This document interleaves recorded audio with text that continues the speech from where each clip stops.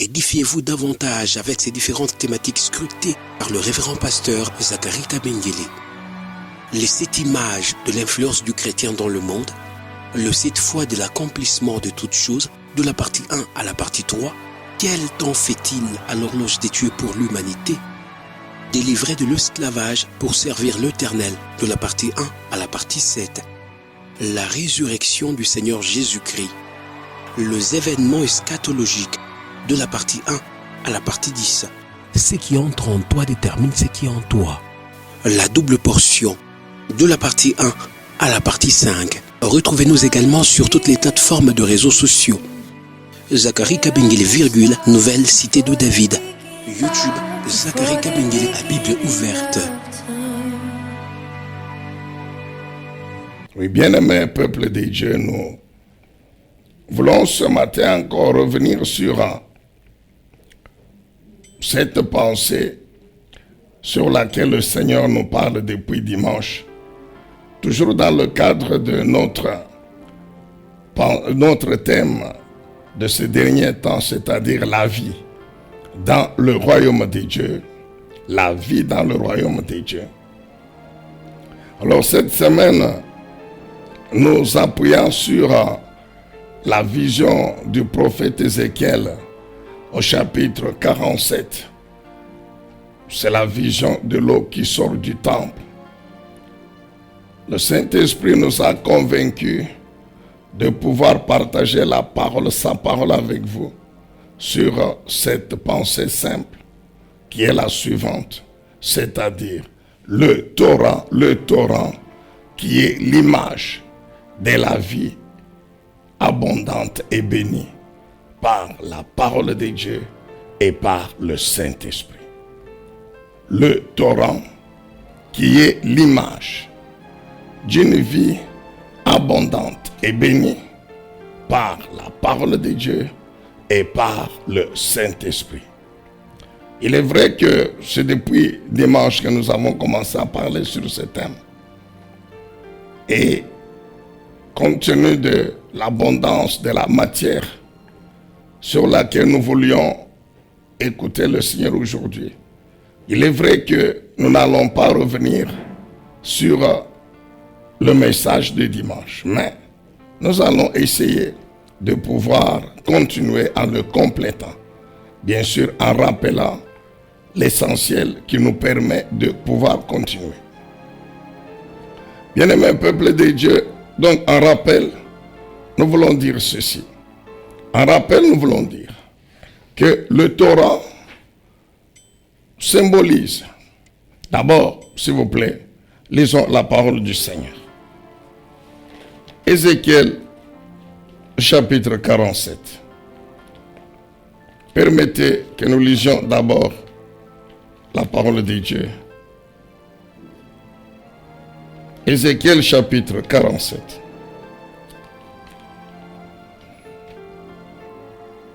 L'eau qui sort du temple ou le fleuve issu du temple, selon les versions. Alors, l'homme, ici, symbolise l'ange, fait référence à l'ange, me ramenant vers l'entrée du temple. Et je vis que de l'eau jaillissait de dessous le seuil du temple, du côté oriental, la façade du temple étant à l'est, et l'eau s'écoulait du côté sud de l'édifice, en passant au sud de l'autel. L'individu me fit sortir par la porte nord et m'en fit contourner l'extérieur jusqu'à la porte extérieure orientale. Je vis l'eau sortir du côté ou jaillir du côté droit de cette porte. L'homme s'éloigna vers l'est, un cordeau à la main. Il mesura 1000 coudées en aval et me fit traverser l'eau. Elle m'arrivait jusqu'aux chevilles. Il mesura encore 1000 coudées et me fit de nouveau traverser l'eau. L'eau me venait jusqu'aux genoux. Il mesura encore 1000 coudées et me fit traverser. L'eau me venait jusqu'à la taille, au rein.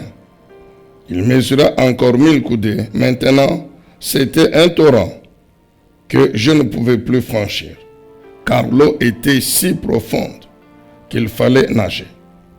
On ne pouvait plus le traverser autrement. Il me dit, « Fils d'homme, as-tu vu ?» Puis il me ramena sur le bord du torrent. Lorsque j'y fus revenu, j'aperçus sur les deux rives des arbres en très grand nombre. Le personnage me dit, « Ces eaux s'écoulent vers la région est du pays. Elles descendent dans la plaine du Jourdain et se jetteront dans la mer morte. Quand elles se déverseront dans la mer, celle-ci sera assainie. Partout passera le double torrent. Les animaux foisonneront et pourront vivre, et il y aura beaucoup de poissons, car ces eaux viendront assainir la mer, et la vie se développera sur tous les passages du torrent. Sur les rives de la mer s'établiront des pêcheurs depuis En-Gedi jusqu'à En-Eglaïm. L'on étendra des filets, et les poissons de toute espèce seront très abondants, tout comme dans la mer Méditerranée. Mais ces marais et ces lacunes ne seront pas assainis, ils seront laissés en saline.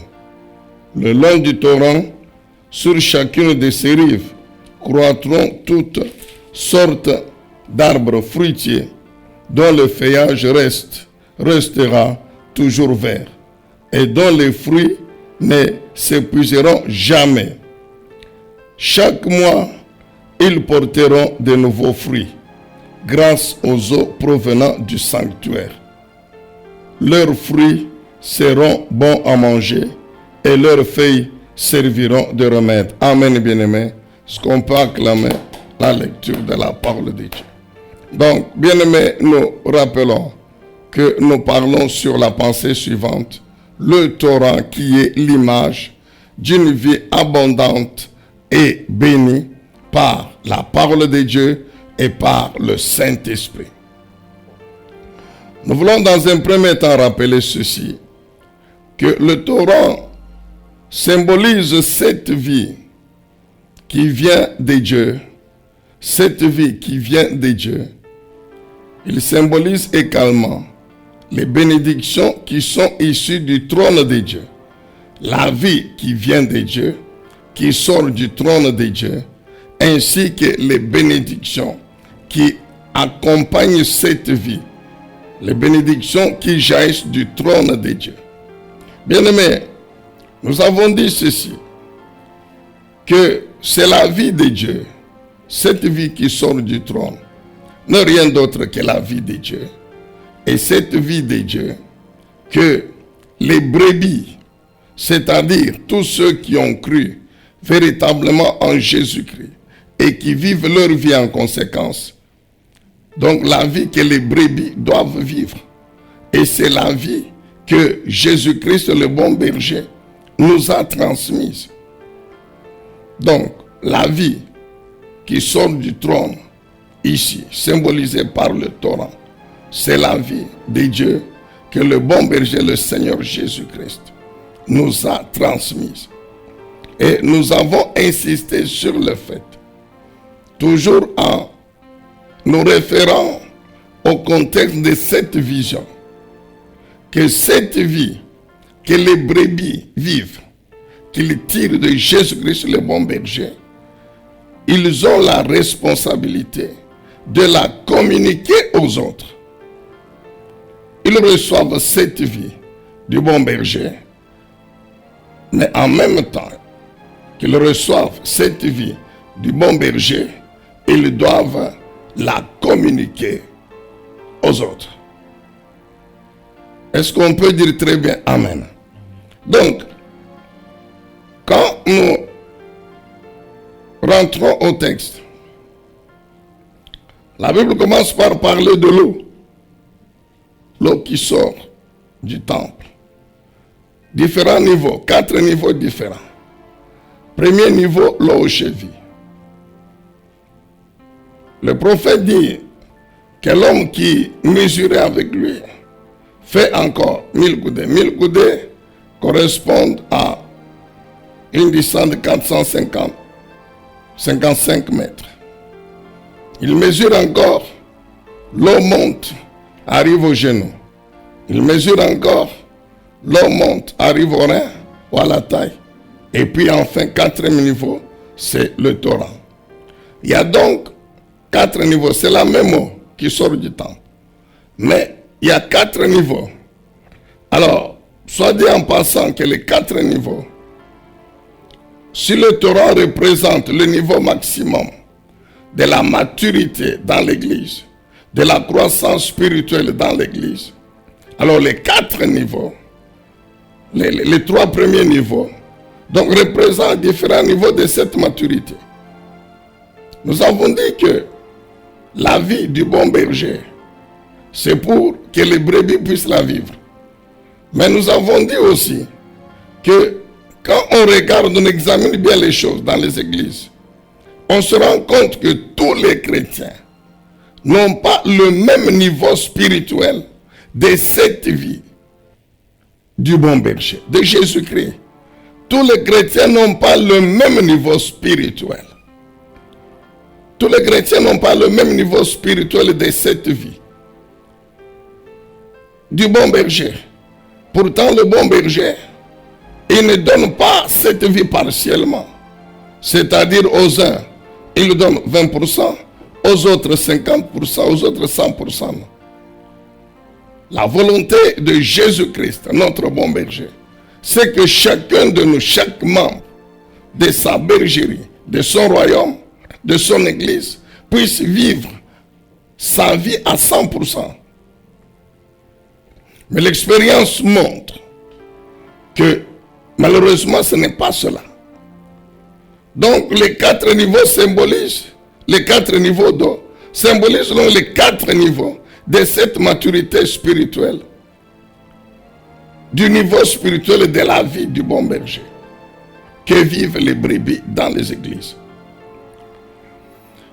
Suivant l'évangéliste Enoch, il a parlé de essayant de relier chaque niveau d'eau, de relier chaque niveau d'eau à la vie des membres de l'église. Par exemple, le premier niveau aux chevilles, du zèle pour la connaissance de Dieu. Deuxième niveau, la vie de prière. Troisième niveau, la soif et la faim de la parole de Dieu. Quatrième niveau, la soumission, l'obéissance totale à l'autorité du Saint-Esprit, à l'autorité de la parole de Dieu. Lorsque on se limite, ne fût-ce qu'à ces 4 choses. Donc vous allez vous rendre compte que un pourcentage réduit des chrétiens réunissent ces 4 choses dans leur vie spirituelle. C'est-à-dire, très peu de chrétiens ont le zèle pour la connaissance de Dieu, sont zélés pour connaître Dieu, ont la soif et la faim de la parole de Dieu chaque jour. Ils ont une vie de prière et ils sont soumis à l'autorité du Saint-Esprit de la parole de Dieu. J'ai dit bien un pourcentage réduit réunit ces 4 choses dans leur vie. Mais vous allez voir que même lorsqu'on entre encore en détail, tous n'ont pas le même niveau de prière, le même niveau de la vie de prière. Tous n'ont pas le même zèle. Tous n'ont pas, bien qu'il y ait la soif, mais tous n'ont pas cette soif à 100%. Donc bref, vous avez différents niveaux de maturité spirituelle, différents niveaux spirituels de la vie du bon berger. Or, l'objectif de Dieu, nous le répétons, en donnant cette vision d'Ézéchiel 47, l'objectif que notre Dieu poursuit, c'est lequel? L'objectif poursuivi par notre Dieu, c'est le temple. C'est le temple. C'est que chaque chrétien puisse vivre à 100% la vie du bon berger. Chaque chrétien vive à 100% la vie du bon berger. C'est ça le temple. Le temple, c'est l'eau qui... Le torrent, excusez-moi. C'est ça le Torah. Le Torah, c'est cette eau qui sort du sanctuaire de l'Éternel. C'est la vie de Dieu que le bon berger Jésus-Christ transmet aux brebis. Et son objectif, c'est que les brebis la vivent. Souvenons-nous de Jean 10 et 11. Jésus dit, je suis venu avec la mission de donner ma vie aux brebis, afin que les brebis la vivent et la vivent avec abondance. Et nous n'avons cessé de répéter que cette abondance, c'est 100%. Jésus ne donne pas sa vie aux brebis partiellement, non. Son objectif, c'est que les brebis la vivent à 100%. C'est pourquoi nous disons que l'objectif poursuivi par l'Esprit de Dieu, dans cette vision, de l'eau qui sort du temple, c'est le torrent. Donc la plénitude de cette vie, le maximum de cette vie de Dieu. Est-ce qu'on peut dire encore très bien Amen? Toujours dans le cas des rappels, nous avons dit que donc le chrétien, c'est cette personne qui est remplie de la plénitude du Saint-Esprit et qui vit pleinement la vie du bon berger à 100%. Ensuite, qui doit communiquer cette vie, aux autres. Le torrent, c'est 100% la vie de Dieu. Mais il ne s'arrête pas là. La Bible montre, dans la deuxième partie du texte que nous avons lu, comment le torrent est une source de la vie pour tout l'environnement tout autour. Le torrent, source de la vie pour tout l'environnement. La vie du torrent se répand, affecte tout l'environnement qui est traversé par le torrent. Affecte tout l'environnement qui est traversé par le torrent.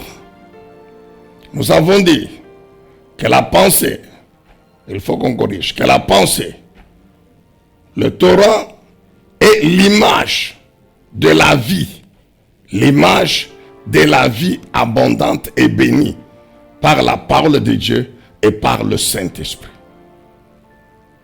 L'image de la vie abondante et bénie par la parole de Dieu et par le Saint-Esprit.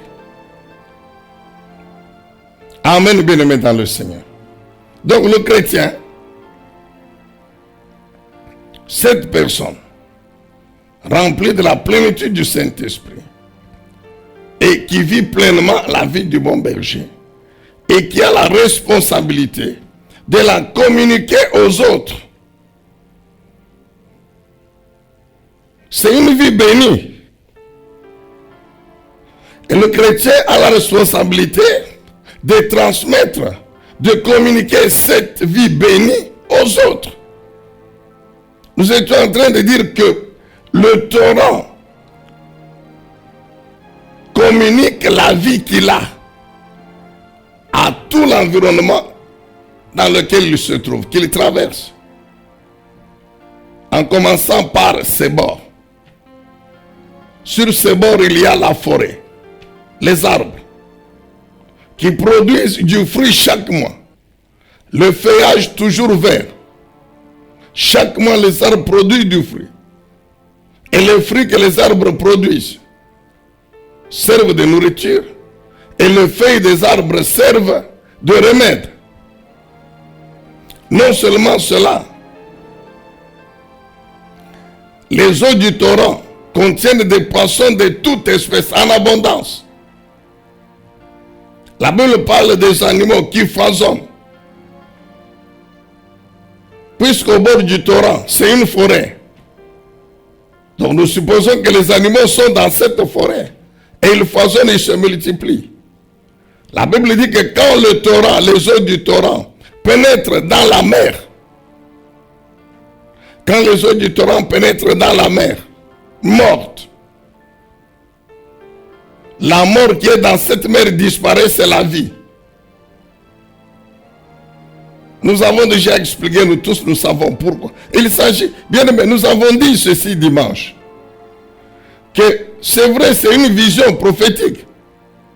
Mais les éléments de cette vision sont les éléments physiques. Des éléments physiques qui existent. La mer morte existe en Israël, au sud d'Israël. Le Jourdain existe. La mer Méditerranée existe, la grande mer. Amen, bien-aimé dans le Seigneur.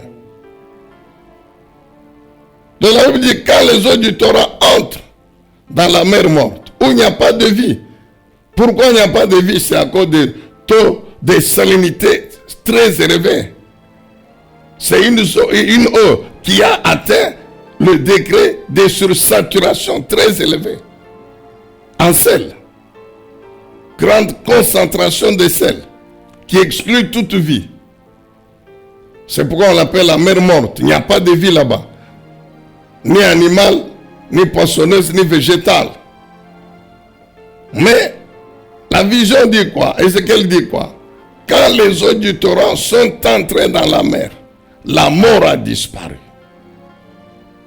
Donc, si le chrétien, la vie qu'il tire du bon berger qu'il doit vivre sur la terre est l'image de ce torrent, donc le chrétien, sa vie, c'est une vie abondante et bénie, mais il doit la communiquer. Il a la responsabilité de la communiquer aux autres. Le chrétien ne doit pas vivre cette vie abondante et bénie par lui-même. Non, il la vit tout en la communiquant aux autres. Amen, bien-aimé dans le Seigneur. Est-ce qu'on peut dire encore très bien Amen? Donc le chrétien doit communiquer cette vie aux autres. Nous le savons, nous avons dit encore ceci. Que le chrétien c'est le temple de Dieu. Le temple de Dieu par l'Esprit de Dieu qui est en lui. Souvenez-vous de 1 Corinthiens chapitre 3, le verset 16. 1 Corinthiens chapitre 6, le verset 19. Éphésiens chapitre 2, le verset 22. La Bible dit clairement que le chrétien, il est le temple de Dieu par l'Esprit de Dieu qui est en lui. L'habitation de Dieu par l'Esprit de Dieu qui est en lui. Mais nous avons dit que le temple de Dieu, c'est l'œuvre du Saint-Esprit qui a pour objectif de glorifier Jésus. Et la puissance du Saint-Esprit qui agit dans le chrétien, c'est pour que le chrétien soit le témoin de Jésus-Christ. Souvenons-nous d'Actes chapitre 1, le verset 8. Le Seigneur Jésus dit quoi? Quand il viendra le Saint-Esprit, il vous remplira de sa puissance, afin que vous soyez mes témoins. Afin que vous soyez mes témoins. Donc le chrétien, temple de Dieu, rempli de l'Esprit de Dieu, a la responsabilité de témoigner. En témoignant de Jésus-Christ, nous communiquons la vie qu'il nous a donnée aux autres. Amen, bien-aimé dans le Seigneur. Deuxièmement, le chrétien, il est descendance d'Abraham. Par Jésus-Christ, nous savons. Vous n'avez qu'à rentrer dans Genèse chapitre 12 et la suite. Dieu dit quoi à Abraham? Je fais de toi source de bénédiction pour toutes les nations. Toi et ta descendance, source de bénédiction pour les nations. Toutes les familles de la terre seront bénies en toi, en ta descendance. Dieu répète cette alliance à Isaac. Il la rappelle et répète à Jacob. Et quand nous lisons Galates chapitre 3, verset 16, l'apôtre Paul, sous l'inspiration du Saint-Esprit, montre clairement que cette seule descendance unique que Dieu a promise à Abraham n'était rien d'autre que Jésus-Christ. Et ainsi, par Jésus-Christ, tous ceux qui croient en lui, tous les chrétiens, deviennent donc membres de cette postérité d'Abraham. Et donc, automatiquement, source de bénédiction. Alléluia. Est-ce qu'on peut dire Amen, acclamer le Seigneur? Donc, le chrétien, il est le temple de Dieu. le chrétien, il est la postérité d'Abraham. Et à ce double titre, à cause de cette identité, automatiquement, le chrétien, il a la responsabilité de communiquer la vie aux autres. C'est-à-dire aux hommes qui vivent avec lui sur la terre. C'est ainsi que, deuxièmement, aujourd'hui, nous voulons parler de cette bénédiction. Parce que pour que le chrétien puisse bénir les vies des autres, il faut que lui-même soit béni. Car une source ne peut transmettre que ce qu'elle a. Une source qui contient de l'eau douce transmettra de l'eau douce. Une source qui contient de l'eau amère transmettra de l'eau amère. Donc, pour que le chrétien soit source de bénédiction, bénisse les vies des autres, il faut que lui-même soit béni. Maintenant, d'où vient la bénédiction du chrétien, de la vie du chrétien? D'où vient la bénédiction du Torah? Parce que le chrétien ici, imagé par le Torah. Bien aimé, nous avons lu. Le Torah, c'est l'eau qui sort du temple. L'eau qui sort du temple, du trône de Dieu. Et c'est qu'il précise bien que l'eau sort du temple. Maintenant, l'homme, l'ange qui est avec moi, il me fait maintenant traverser cette eau. Mais l'eau sort du temple. Donc l'eau a comme source le trône de Dieu. Le temple, c'est le trône de Dieu. Donc la bénédiction du Torah a comme source le trône de Dieu. A comme source Dieu. Amen, bien-aimé dans le Seigneur. C'est pourquoi nous avons dit que la vie que le bon berger nous donne, c'est une vie bénie par lui-même. La vie de Jésus-Christ, le Messie, le Sauveur, le bon berger, c'est une vie qui est en elle-même bénie, spirituellement, physiquement, matériellement, financièrement. Nous avons déjà enseigné plusieurs fois là-dessus. C'est ça, cette vie qui sort du temple. C'est ça, cette vie qui sort du sanctuaire de l'Éternel, de Jésus-Christ notre Dieu, et qu'il nous transmet à nous les brebis. Amen, bien-aimés dans le Seigneur. Donc, la source de la bénédiction de la vie, c'est Dieu lui-même, c'est Jésus-Christ. C'est Dieu lui-même, c'est Jésus-Christ. L'eau sort du temple. L'eau du Torah a comme source le trône de Dieu. Donc c'est une eau qui est déjà bénie. Cette eau, comme c'est l'image de la vie de Dieu. Mais la vie de Dieu, c'est une vie bénie. La vie que le bon berger nous donne, c'est une vie bénie. Bénie dans tous les domaines. Alléluia. Amen, bien-aimé dans le Seigneur. Alors, toujours pour symboliser cette vie, le torrent, c'est comme un fleuve. Le torrent, c'est comme un fleuve. Nous allons voir sur base de quelques passages bibliques en quoi cette bénédiction est imagée. Par quoi elle est imagée, en quoi elle consiste. Premièrement, quand on parle du torrent, on parle d'un fleuve. C'est un fleuve spirituel qui coule dans le monde. Donc le chrétien, imagé par le torrent, sa vie c'est comme un fleuve qui coule dans le monde. Un fleuve qui coule. Et donc le lit sur lequel le fleuve coule, c'est le monde. Amen et bien-aimé dans le Seigneur. Le torrent est un fleuve spirituel qui coule dans le monde, dont le lit, c'est le monde. Et ce fleuve, nous avons dit, il sort du sanctuaire. Plusieurs passages bibliques, nous allons en prendre 2 ou 3, montrent très bien que le fleuve spirituel, cette eau qui sort du sanctuaire, qui doit couler dans le monde, qui est l'image du chrétien, contient la bénédiction de Dieu. Nous lisons Psaume 36, le verset 8 à 11. Psaume chapitre 36, le verset 8 à 11. Est-ce qu'on peut dire Amen, acclamer le Seigneur? Psaume chapitre 36, le verset 8 à 11.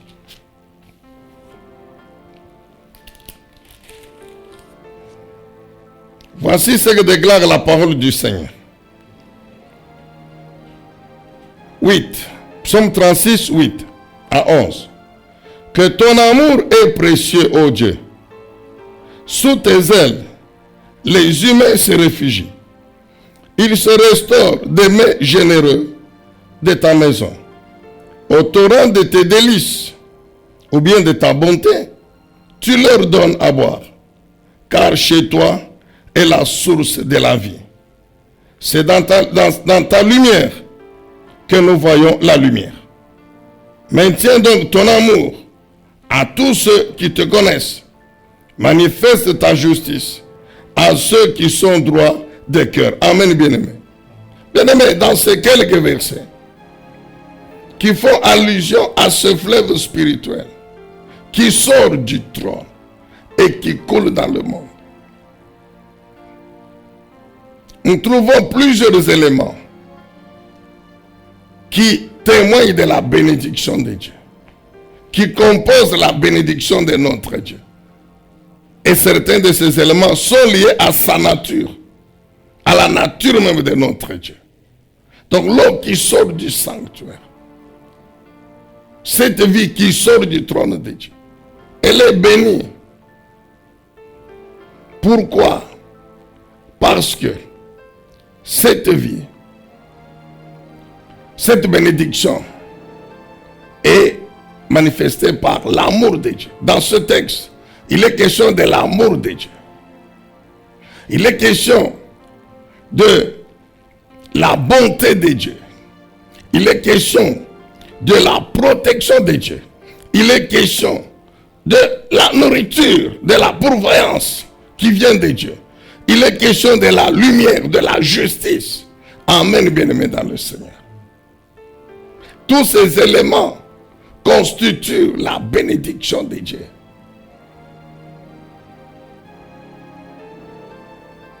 Caractérise, affecte la vie qui sort du trône de Dieu. Je répète, il est question de l'amour de Dieu, de la bonté de Dieu, de la justice de Dieu, de la protection de Dieu, de la pourvoyance de Dieu, de la lumière. La Bible dit, de ta lumière nous tirons la lumière. C'est-à-dire parce que toi, notre Dieu, tu es la lumière. Donc nous, tes enfants, automatiquement, nous allons revenir là-dessus. Accorde-toi la lumière, nous voyons la lumière. Parce que toi, notre Dieu, tu es la lumière. La vie que tu nous transmets ne peut qu'être cette lumière, ne peut contenir cette lumière, ne peut qu'être affectée par cette lumière. Amen, bien-aimés dans le Seigneur. Quand vous lisez un autre passage, Ésaïe chapitre 48, verset 18, la Bible parle des flots, fleuves de paix et de justice qui sortent du sanctuaire. Donc la paix et la justice, élément de la bénédiction qui affecte cette vie, qui sort du trône. Bien-aimés, cette image d'un fleuve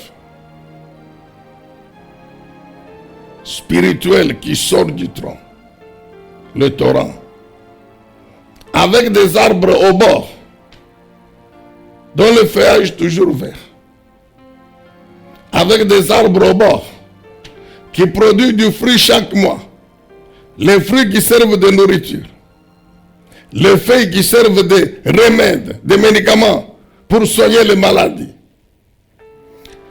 avec des poissons qui se multiplient, etc. Rappelle déjà cette vie qui sort du trône. Rappelle d'abord l'arbre de vie, l'arbre de la vie, dont l'Éternel Dieu parle déjà dans Genèse, chapitre 2, ainsi que le fleuve d'eau de la vie est l'arbre de la vie dont Apocalypse parle. Donc, dès le premier livre de la Bible, l'Esprit de Dieu annonce déjà l'existence de l'arbre de la vie. L'Éternel Dieu parle de l'arbre de la vie qu'il a planté dans le jardin. Et dans le dernier livre de l'Apocalypse, il est question du fleuve d'eau de la vie et de l'arbre de vie. Donc, d'où l'importance, bien-aimés, du torrent. L'importance que Dieu attache à la vie que nous, les brebis, nous devons vivre. Qui est celui du bon berger? Parce que on ne peut pas parler de l'arbre de la vie sans passer au Sauveur, au Messie, qui est Jésus-Christ. C'est la vie de Dieu. La Bible dit, celui qui croit au Fils de Dieu, il a la vie de Dieu. Souvenez-nous de l'évangile de Jean, des épîtres de l'apôtre Jean. Celui qui croit, la Bible dit quoi? Que Dieu rend témoignage. Quel est le témoignage? Au sujet de Jésus-Christ. C'est que Dieu nous a donné la vie éternelle. Mais il a placé cette vie éternelle dans son Fils Jésus-Christ. Afin que quiconque croit en Jésus, automatiquement il obtient cette vie éternelle de Dieu. Il est donc qualifié, assuré pour vivre éternellement avec Dieu. Donc croire en Jésus-Christ, c'est participer à l'arbre de la vie. Donc la vie de Dieu qu'il a placée en Jésus-Christ se retrouve donc dans cet arbre de la vie. De la vie de Dieu, planté dans le jardin. Cet arbre de la vie, planté dans la Nouvelle Jérusalem, c'est ça Apocalypse. Amen, bien-aimés dans le Seigneur. C'est la Bible ouverte. Souffrez que nous relisions encore ce passage. Genèse, chapitre 2, le verset 8 à 10. Voici ce que déclare la parole du Seigneur. Genèse 2, 8 à 10. La Bible dit ceci. L'Éternel Dieu planta un jardin vers l'Orient, l'Éden, le pays des délices. Il y plaça l'homme qu'il avait façonné. L'Éternel Dieu fit pousser du sol toutes sortes d'arbres, portant des fruits d'aspect agréable et délicieux. Et il mit l'arbre de la vie au milieu du jardin. Il mit l'arbre de la vie au milieu du jardin. Il y plaça aussi l'arbre de la connaissance du bien et du mal. L'arbre de la vie au milieu du jardin. Quand nous allons maintenant dans Apocalypse,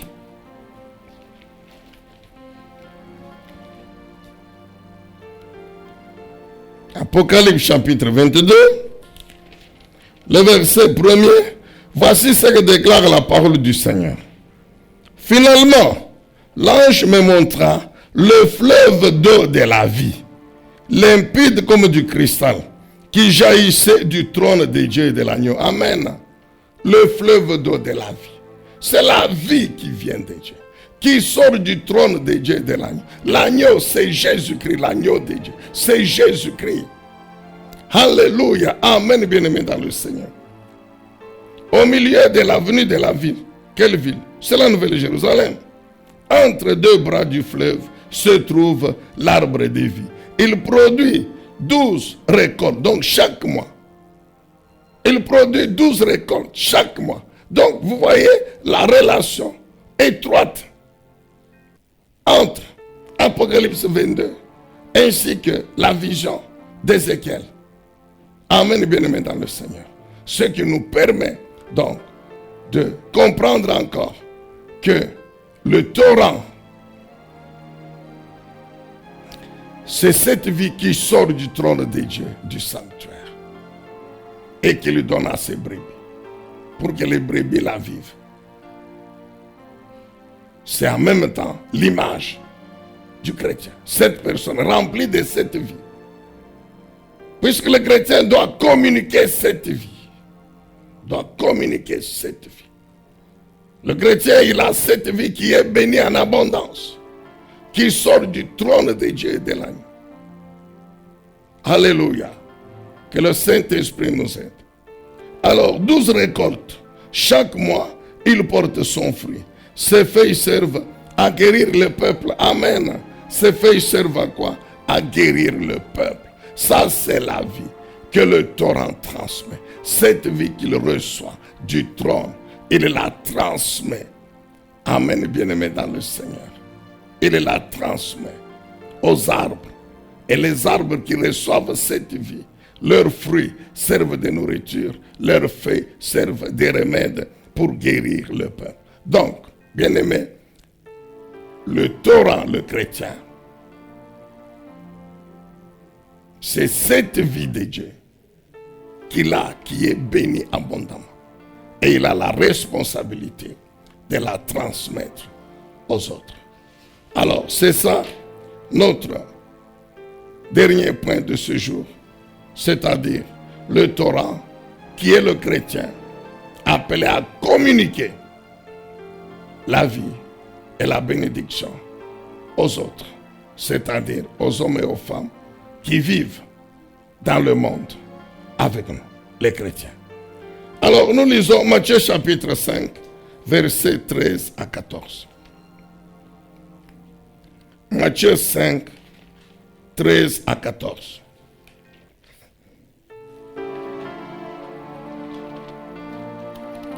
Que Dieu soit loué, que Dieu soit béni. Matthieu chapitre 5, verset 13. Vous êtes le sel de la terre. Si ce sel perd sa saveur, avec quoi la salera-t-on? Ce sel ne vaut plus rien. Il n'est plus bon qu'à être jeté dehors et piétiné. Vous êtes la lumière du monde. Une ville au sommet d'une colline n'échappe pas au peuple, au regard. Il en est de même d'une lampe. Si on l'allume, ce n'est pas pour la mettre sous une mesure à grain. Non, au contraire, on la fixe sur un pied de lampe pour qu'elle éclaire tous ceux qui sont dans la maison. C'est ainsi que votre lumière doit briller devant tous les hommes pour qu'ils voient le bien que vous faites et qu'ils en attribuent la gloire à votre Père Céleste. Amen, bien-aimé. Deux images qui caractérisent, qui font partie de l'identité du chrétien dans le monde. Première image, le sel de la terre. Deuxième image, la lumière du monde. Bien-aimés dans le Seigneur, nous répétons que le chrétien, c'est cette personne remplie de la plénitude de l'Esprit de Dieu, qui vit pleinement la vie du bon berger. Une vie qui est bénie abondamment, en abondance, et qui a la responsabilité de transmettre cette vie aux autres. C'est pourquoi le Seigneur Jésus utilise les deux images. Il dit que vous êtes le sel de la terre, vous, mes brebis, vous, mes enfants, que j'ai engendrés. Nous connaissons bien, bien-aimés, cette substance naturelle que Dieu a créée, qui est le sel, qu'est le sel. Nous connaissons les propriétés de cette substance. Premièrement, nous savons que c'est une substance qui, naturellement, par la puissance de Dieu son Créateur, a la capacité de préserver contre la pourriture. Préserver la nourriture, par exemple, contre la destruction, la pourriture. Lorsqu'on met le sel sur les poissons, ces poissons ne pourriront jamais, nous connaissons, sont les poissons salés. Lorsqu'on met le sel sur la viande, cette viande ne pourrira jamais. Au point que quand nous allons même dans l'alliance de notre Dieu, quand vous lisez le livre de Lévitique sur les offrandes, pour conserver les offrandes, Dieu recommande qu'on mette du sel. Amen, bien-aimé dans le Seigneur. Et pour aller encore plus loin, le sel par Dieu a la puissance surnaturelle d'ôter la malédiction, d'ôter la mort. Dieu l'a utilisé comme symbole de sa puissance pour ôter la mort, la malédiction à Jéricho. Vous vous rappelez? Dans le deuxième livre des rois. Deuxième livre des rois. Lorsque Élisée vient de se séparer de son maître, son père spirituel, Élie, il traverse le Jourdain. Il arrive à Jéricho. Les habitants lui disent, très bien, la ville elle est bonne, comme tu le vois. Mais il y a un problème dans cette ville, c'est qu'il y a la mort. Et la mort est causée par quoi? Les eaux de la source que les habitants boivent sont amères. Il y a la mort dedans. Deuxièmement, la terre est fertile. Elle ne produit rien. Donc, la mort est certaine. Pas d'eau, pas de nourriture. La Bible dit que sous la révélation de l'Esprit de Dieu, Élisée a demandé du sel. Le sel. Donc, conduit par l'Esprit de Dieu. Et il arrive à la source. Il dit, ainsi déclare l'Éternel. Moi, l'Éternel, j'assainis ces eaux. Élisée prend le sel, il jette à la source. Nous avons déjà expliqué pourquoi il est allé à la source. Et non pas aller d'une maison, maison par maison, en train de jeter le sel dans le seau d'eau. Il dit, ainsi dit l'Éternel, j'assainis ces eaux. C'est-à-dire, je détruis la mort qu'il y a dans cette source. Bien-aimés, nous avons dit que la bénédiction du torrent de cette vie, qui est le torrent, imagé par le torrent, a comme source Dieu lui-même, car l'eau du torrent sort du trône de Dieu, du sanctuaire, de l'agneau de Dieu, Jésus-Christ. Élisée va à la source, il prend le sel, il jette à la source, il détruit la mort dans la source. Le problème n'était pas l'eau, le problème était la source. La mort était dans la source. Et cette source qui contenait la mort ne pouvait que faire sortir l'eau amère qui contient cette mort. Alors il jette le sel. Bien aimé, c'est comme le torrent. Le torrent, il a la vie. Le torrent a la vie. Quand les eaux du torrent entrent dans la mer morte, la mort qui est dans la mer est détruite par la vie que le torrent amène. Donc le sel, il est le symbole de la puissance de Dieu qui amène la vie de Dieu, qui triomphe de la mort. Sur proclamation de la parole de Dieu, ainsi dit l'Éternel, j'assainis ces eaux. Je détruis la mort dans ces eaux. Dans cette source. Je détruis la mort dans cette source. La mort étant détruite, c'est maintenant la vie. Ainsi l'eau qui sort de la source ne contient plus la mort.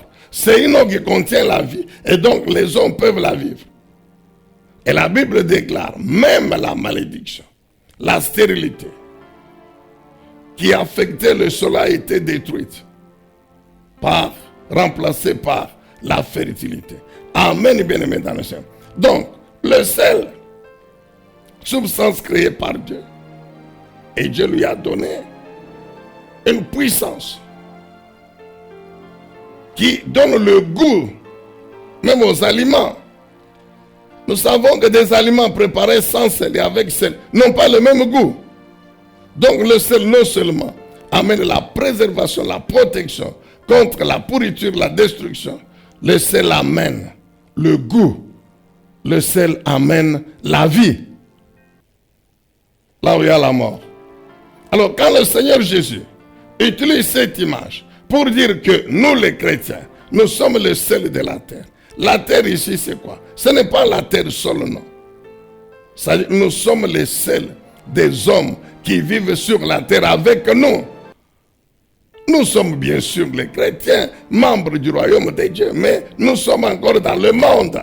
Et dans ce monde, nous vivons avec les païens, avec tout le monde, dont les païens, dans nos familles respectives, là où nous travaillons, partout où nous évoluons, nous rencontrons des païens. Alors Jésus dit quoi? Que nous les chrétiens, par la vie que lui nous a donnée, nous sommes le sel de ces gens, les païens, de ces gens dont les vies sont détruites, de ces gens qui n'ont plus le goût de vivre, qui sont au bord du suicide, ces gens qui n'ont plus le goût de vivre, ces gens dont les vies sont pourries. Par la puissance de sa vie qu'il nous a communiqué, que nous vivons, nous avons la responsabilité de pouvoir transmettre cette vie du bon berger aux païens. Montrer aux païens qui sont au bord du suicide qu'ils peuvent encore vivre en croyant en Jésus-Christ. Montrer à tous ceux qui n'ont plus le goût de vivre, qui sont fatigués. Bien-aimés, rien dans ce monde en dehors de Jésus. Je dis bien, rien dans ce monde en dehors de Jésus ne donne vraiment le goût de bien vivre. Tout fatigue. Dites-moi ce que les hommes ont sur cette terre, qu'ils peuvent dire que ça ne me crée plus de problèmes. Citez-nous un exemple de ce qui caractérise la vie des hommes sur la terre, qui ne finit pas par leur créer des problèmes. C'est vrai, les gens cherchent l'argent. L'argent, tout le monde cherche. Mais laisse-moi vous dire que les gens les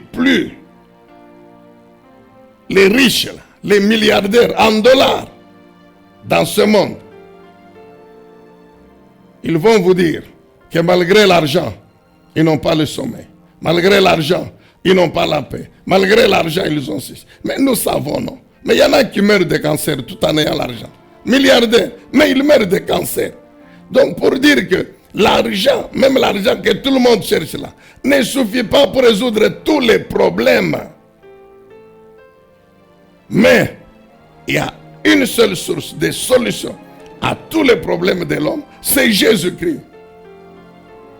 Et c'est la vie que Jésus donne à ces brebis que nous sommes. Cette vie-là, elle est pleine de solutions, d'abondance, de bénédictions. Elle a la puissance, bien-aimés.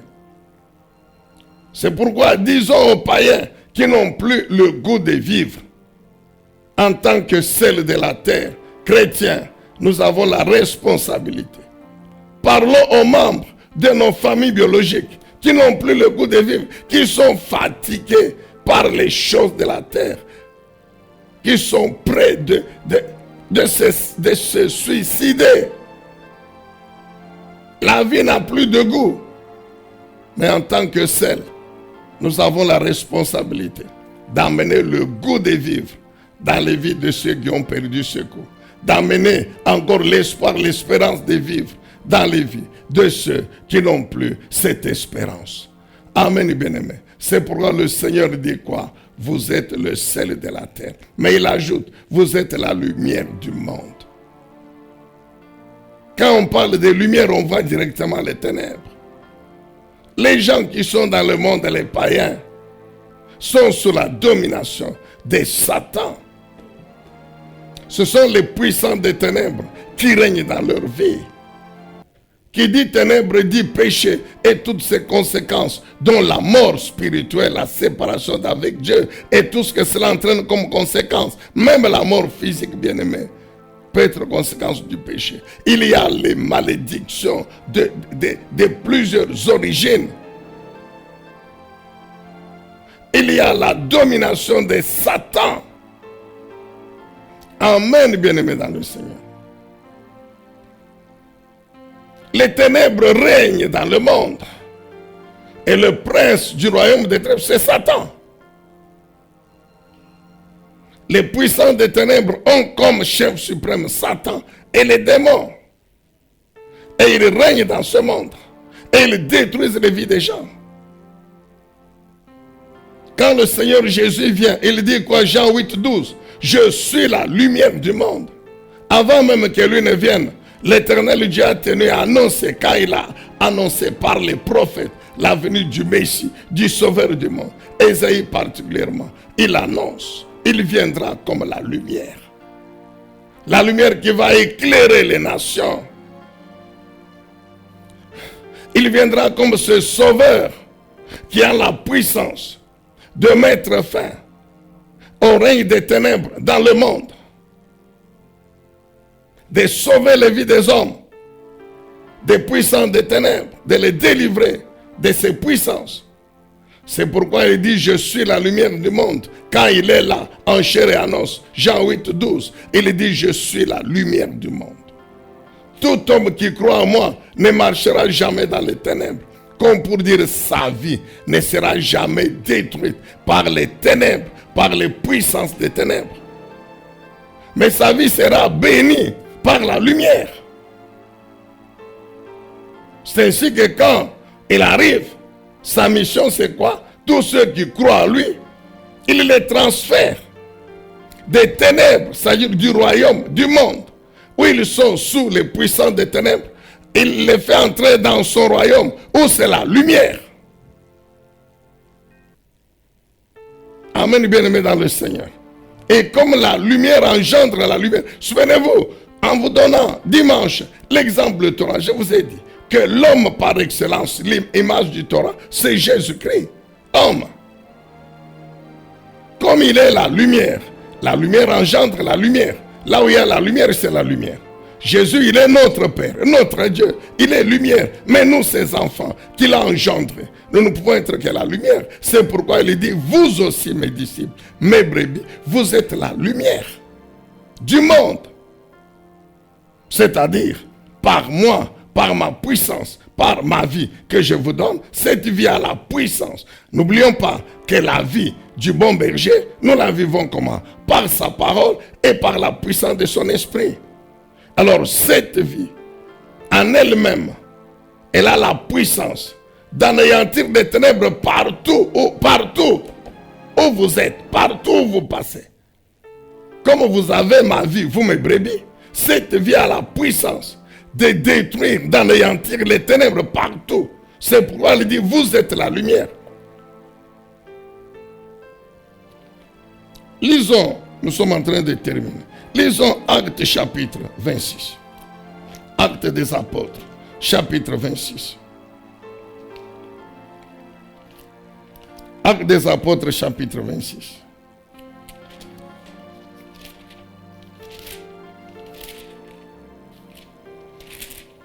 Nous lisons le verset. Commençons par le verset 15. Actes des apôtres, verset 15. Je demandais, c'est Paul qui demande, qui es-tu Seigneur? Et le Seigneur dit, je suis moi Jésus que tu persécutes. Mais lève-toi, tiens-toi debout, car je te suis apparu pour que tu sois mon serviteur. Pour témoigner aux hommes, vous comprenez? Pour témoigner aux hommes que tu m'as vu et leur dire ce que je te ferai encore voir par la suite. Je t'ai choisi du milieu du peuple juif et des non-juifs vers lesquels je t'envoie. 1. Pour que tu leur ouvres les yeux. Il s'agit des yeux spirituels, de leur esprit, de leur homme intérieur.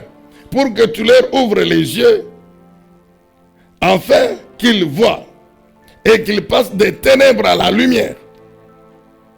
Ces hommes sont dans le monde où ils sont esclaves du diable, des puissances des ténèbres, du péché et toutes ses conséquences. Alors Jésus dit quoi à Paul? Je t'ai choisi pour que tu ailles dans le monde, que tu fasses, que tu ouvres premièrement les yeux des aveugles.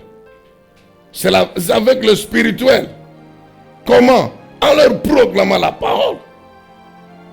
En leur proclamant la parole, en témoignant de moi Jésus, que s'ils croient en moi, ils seront sauvés, ils seront délivrés du péché, des ténèbres, de toutes leurs conséquences. C'est ça, ouvrir les yeux des aveugles. C'est par la parole de Dieu qui est la lumière. Paul, qui est devenu disciple de Jésus, il est cette lumière. Et il a cette parole. Quand cette parole sort de sa bouche, qui est la lumière. Souvenez-vous de Jean chapitre 1. La parole de Dieu, qui a la vie de Dieu, qui est la lumière. Et c'est Jésus-Christ. Alléluia. Amen, bien-aimé.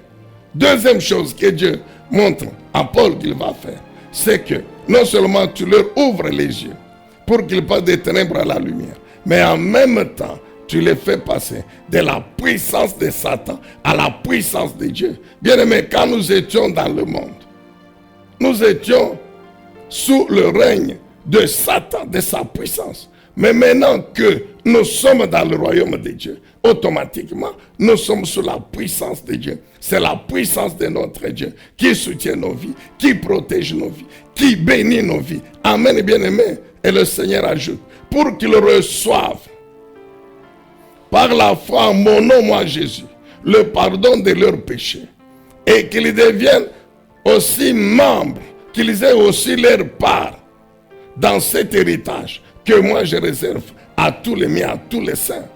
Amen, bien-aimé. C'est ça la mission que Dieu nous donne, que Dieu te donne. Mon ami, laisse-moi t'expliquer que tu sois, quelle que soit ta condition physique, quelle que soit ta situation physique par rapport à la vie sur la terre. Mais n'oublie pas que cette situation n'a rien à voir avec ton identité. Tu es le sel de la terre. Tu es la lumière du monde. Tu es le torrent. La vie du torrent qui sort du sanctuaire, elle est spirituelle. C'est une vie qui a la puissance spirituelle de Dieu. Puissante spirituellement. Amen, bien-aimé dans le Seigneur. Et notre condition physique, notre réalité physique sur la terre, ne peut en aucun cas influencer cette identité. Souvenez-vous, je vous ai donné l'exemple de l'apôtre Paul. Il était malade. Lui-même dit, 2 Corinthiens 12, vous vous souvenez. Mais le même Paul malade, que Dieu ne guérit pas, mais il continue à guérir les autres malades, à proclamer la parole de Dieu avec puissance. Et les âmes sont délivrées. Les malades sont guéris, les morts ressuscitent. Amen, bien-aimés dans le Seigneur. Je vous donne un exemple, pour terminer, d'un torrent par excellence. C'est Joseph. Joseph, ce jeune homme, adolescent autour de 17 ans, arrive en Égypte. Nous savons dans quelles conditions Joseph est arrivé en Égypte. Vous n'avez qu'à lire le livre de Genèse 39 et la suite. Quand Joseph arrive en Égypte, il est vendu comme un esclave chez Potiphar.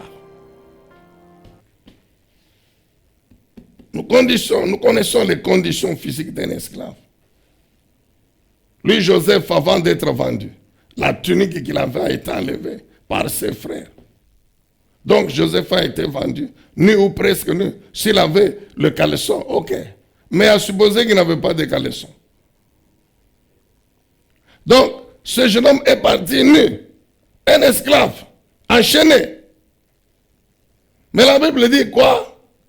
Quand Potiphar l'achète, à peine quelques jours, Potiphar constate que la bénédiction de l'Éternel a atterri dans sa maison. Potiphar constate que les choses ont changé dans sa maison. Lui-même, il témoigne. Il dit, la bénédiction dans ma maison. Depuis que Joseph est venu. Mais le Joseph qui amène la bénédiction de Dieu dans la maison de Potiphar, c'est un esclave, un jeune homme esclave. Il n'a rien. La Bible ne dit pas que Joseph a amené l'argent à Potiphar. Non, non. Sa présence seulement. Mais d'où venait la bénédiction que Joseph a amenée dans la maison de Potiphar? La source de cette bénédiction, mais c'est Dieu. Joseph est la descendance d'Abraham. Descendance d'Abraham. Arrière-petit-fils d'Abraham. Parce qu'il était l'enfant de Jacob. Jacob qui était le petit-fils d'Abraham et le fils d'Isaac. Et Dieu a dit à Abraham, à Isaac, à Jacob, que non seulement vous, mais votre descendance, source de bénédiction. Joseph fait partie de ces descendances sur le plan physique. Et quand il arrive en Égypte, un esclave. Mais Son identité, c'est descendance d'Abraham. Donc, source de bénédiction. D'où venait la bénédiction de Joseph? Mais c'est cette alliance que Dieu a conclue avec ses pères. Et dans cette alliance, il est la descendance. Donc, il porte la bénédiction de Dieu. Bien aimé, que ça nous aide à comprendre encore davantage en quoi consiste la bénédiction de Dieu. C'est un esclave, il n'a rien. Il n'a même pas d'habit. Mais dès qu'il arrive, puisqu'il est lié, sa vie est liée à l'alliance de Dieu. Amen. Sa vie est liée à l'alliance de Dieu. Avec ses pères Abraham, Isaac et Jacob. Cette alliance de Dieu, c'est la source de la bénédiction, de la présence de Dieu. De la présence de Dieu.